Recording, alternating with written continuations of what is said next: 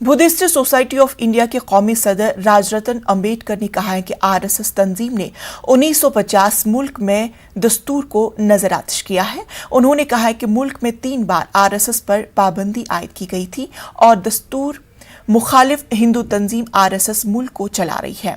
राजरतन अंबेडकर कर्नाटक के रायचूर में डॉक्टर बाबा साहब अंबेडकर की 131वीं जयंती की मुनासिबत से एक प्रोग्राम से खिताब कर रहे थे। उन्होंने कहा कि डॉक्टर अंबेडकर ने मुल्क में सभी पिछड़े और पसमानदा तबकात को सियासी और समाजी तौर पर मसावी हुकूक हासिल होने के मकसद से दस्तूर बनाया था, लेकिन आज चंद मुट्ठी भर अफराद के हाथों इख्तिदार है। उन्होंने अपने अपने हुकूक के लिए मुत्तहिद होने की सभी पसमानदा और पिछड़े तबकात से अपील की।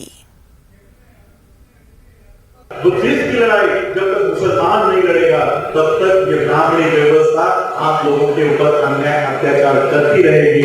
देखिए, मैं आपको बाबा साहब अम्बेडकर जी ने यही बात हमारे सामने रखी कि मैं पहले बुद्धिस्ट हूँ, मैं पहले मुसलमान हूँ, मैं पहले हिंदू हूँ या मैं पहले क्रिश्चियन हूँ।